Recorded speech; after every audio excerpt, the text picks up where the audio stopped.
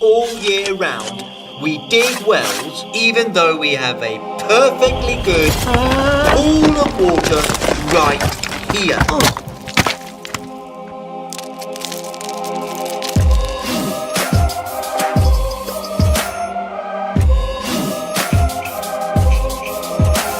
You are the ultimate warrior. In order to defeat evil, you have to defeat yourself. The calamity will befall all of you. Well, I'm not afraid, and there certainly ain't nothing coming from the sky.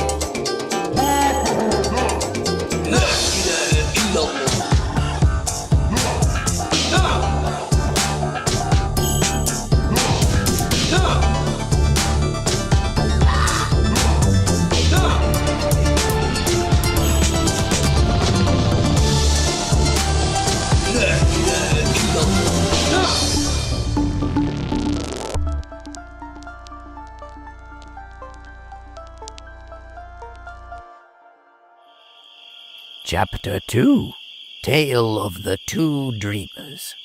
And we gave you holocite to make clear those who help the cause of Phobos.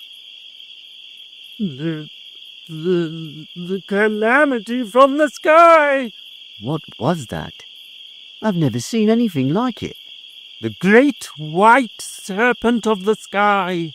Didn't you see it? Our forefathers were warned, when we stray from the ways of the past, the great white serpent of the apocalypse will consume our children and end our way of life forever. Shouldn't we go and find out what's over there? Oh, come on. I vote he should go. All in favour, say YOLO. YOLO. What if it really is a calamity? What if I've brought this on us? What if it destroys the planet? Oh, what am I doing here? Why did I run away from home?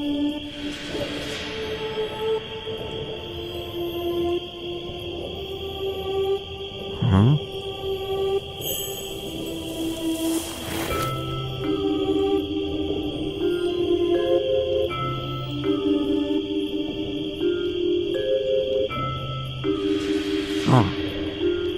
Zaibatsu Corp.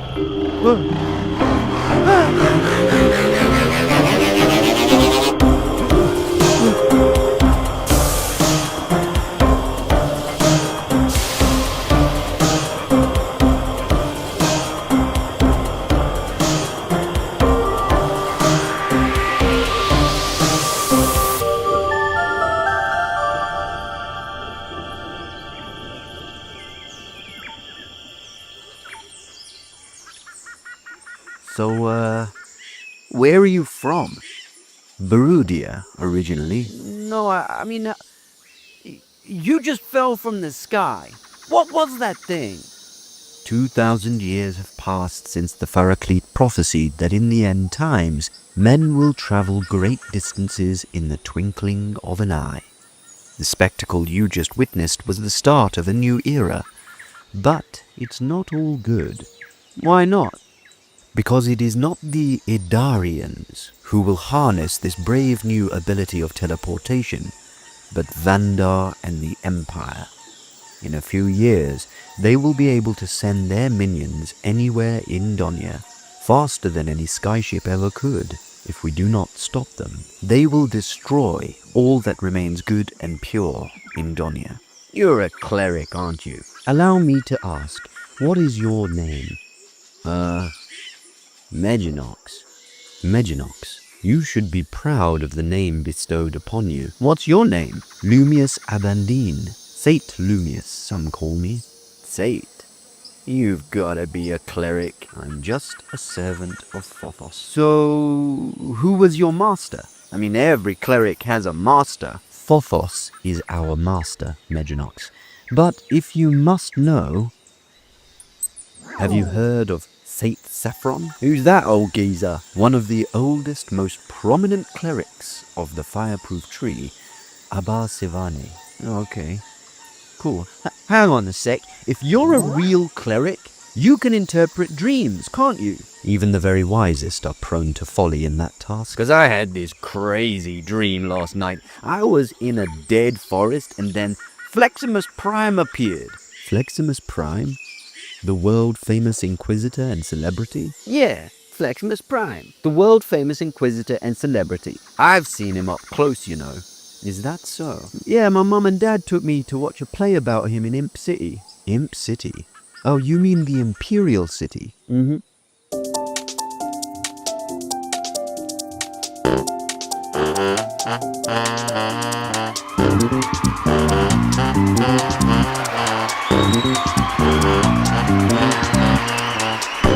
It was a play about his life, his adventures, how he grew up in the streets but joined the Z Agency and became a world-famous Inquisitor, fighting crime across Donia.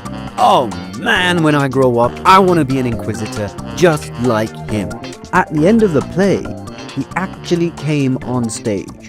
The real-life Fleximus Prime in the flesh.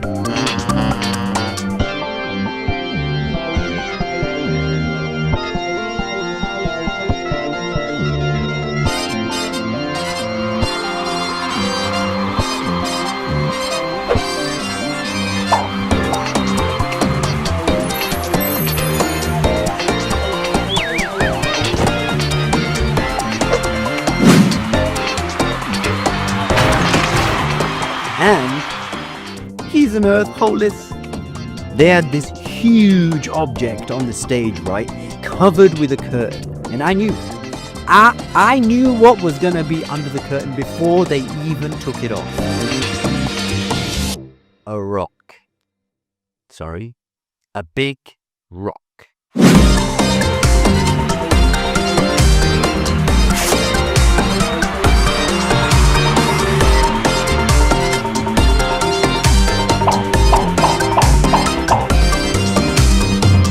Huge! And he lifted this rock. Didn't even get a nosebleed or nothing. Impressive.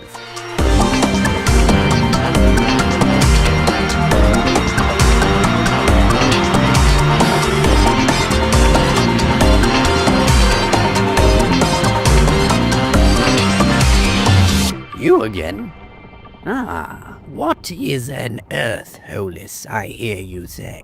Well, the first thing you must know is that when Phothos wished to create Donia, the 20 elements were first made. It is from these 20 elements that all things were created, from the vast oceans to the lofty mountains, the blood in our veins, and the very air we breathe. This is known as Howler. The power, the very life force of physical existence, and it can be harnessed by the living through stones like this. Holocite. Using the holocite, people can learn to harness one or more of the 20 elements. One who does this is called a Hollis.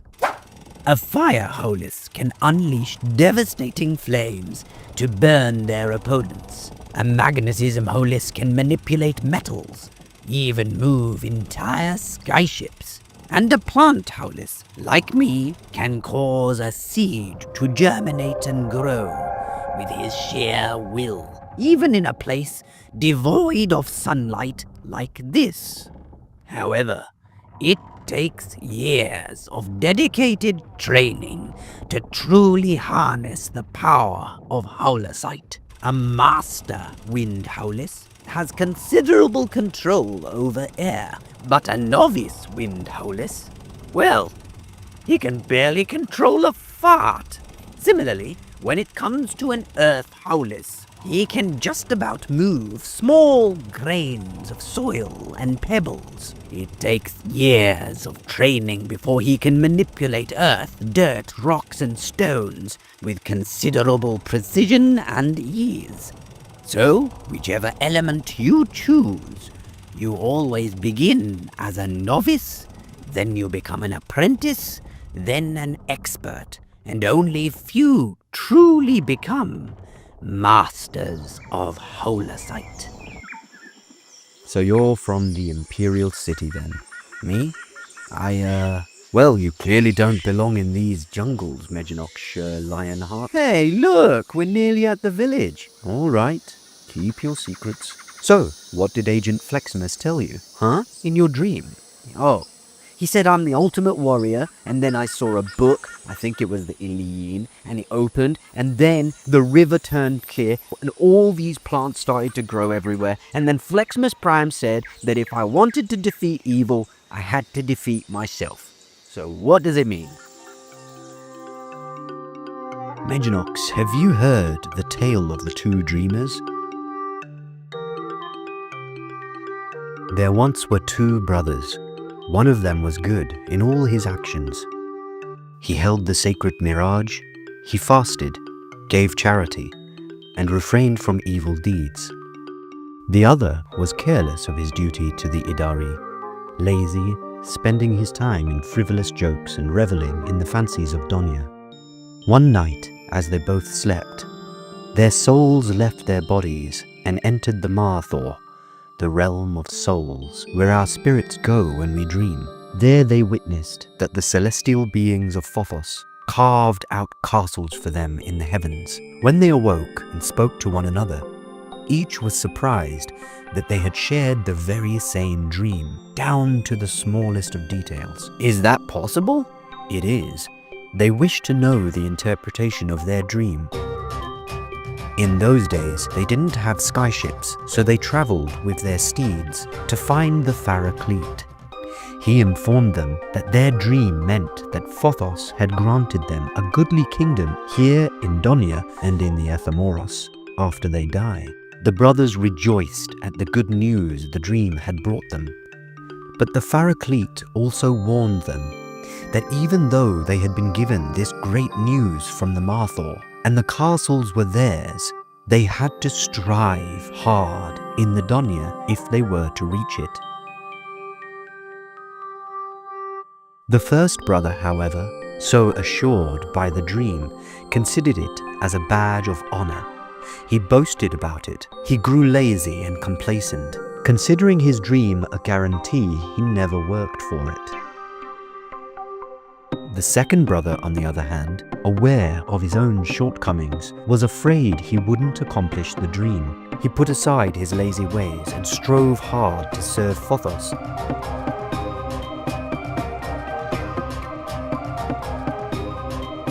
Eventually he built the very castle Phobos had granted him in his dream, and for all his good works, Phobos granted him Jainathea. Jainathea, Donia was created by Phobos only as a temporary abode. Ethamoros is where we shall eternally abide. All those who prove themselves worthy here will enter the real world of Ethamoros and enjoy Jainathea, where they will live for all eternity in bliss and happiness. All good people will go there. And what about bad people? Where do bad people go when they die? The same place the first brother went.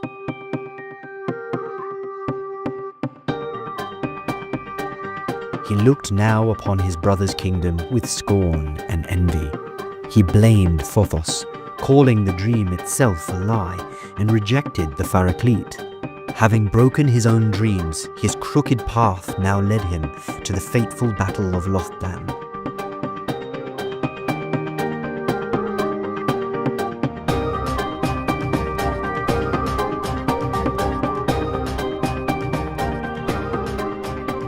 He died the death of the faithless and plunged into the dark fires of Narnia.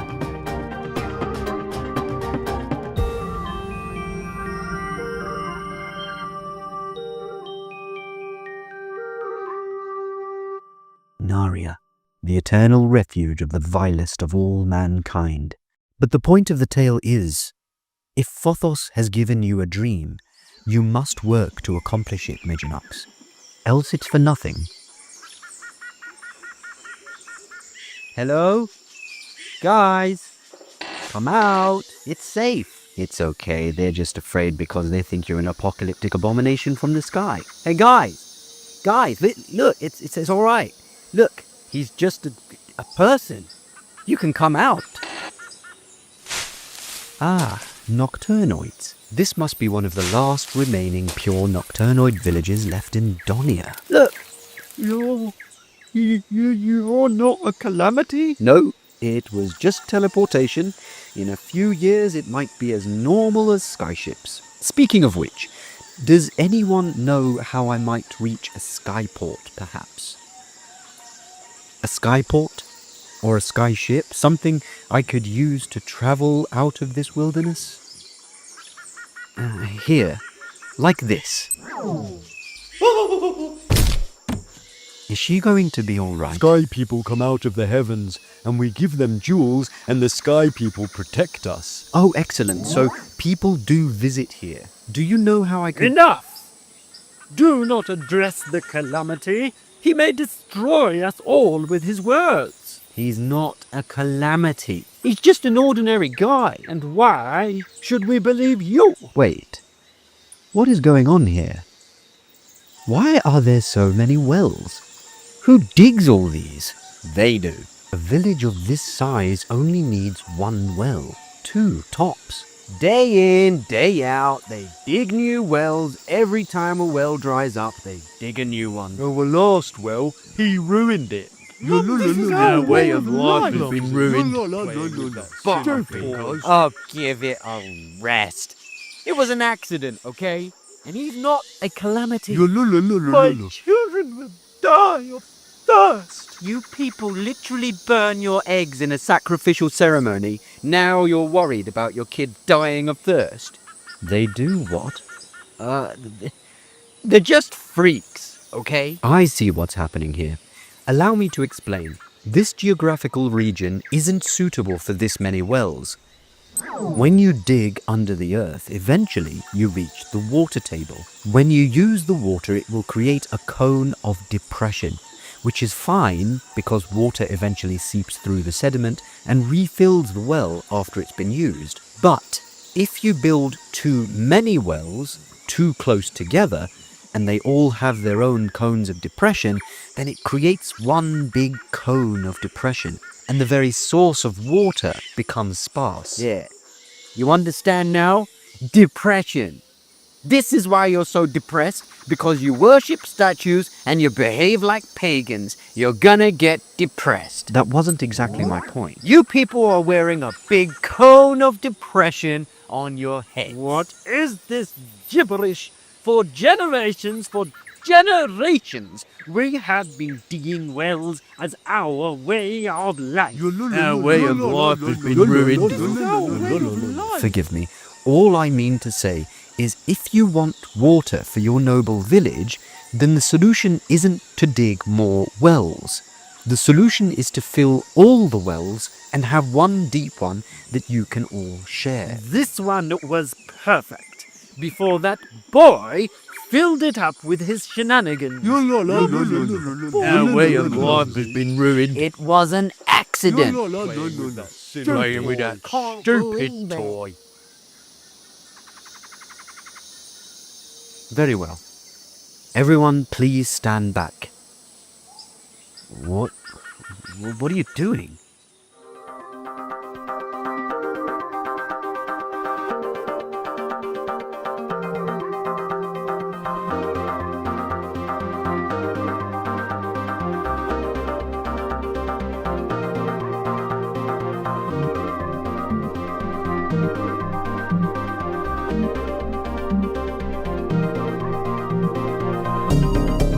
What is this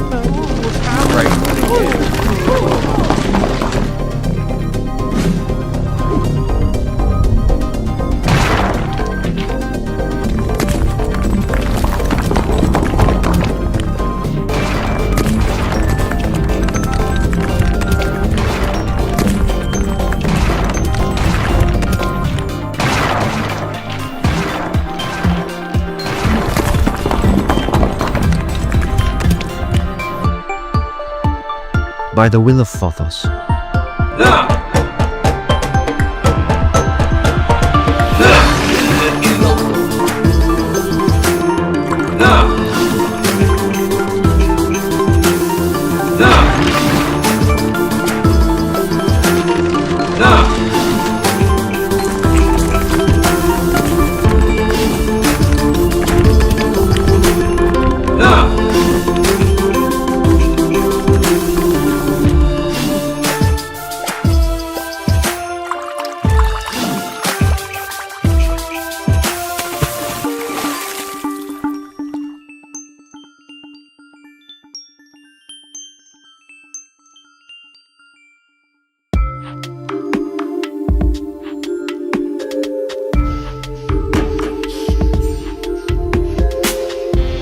We need him alive.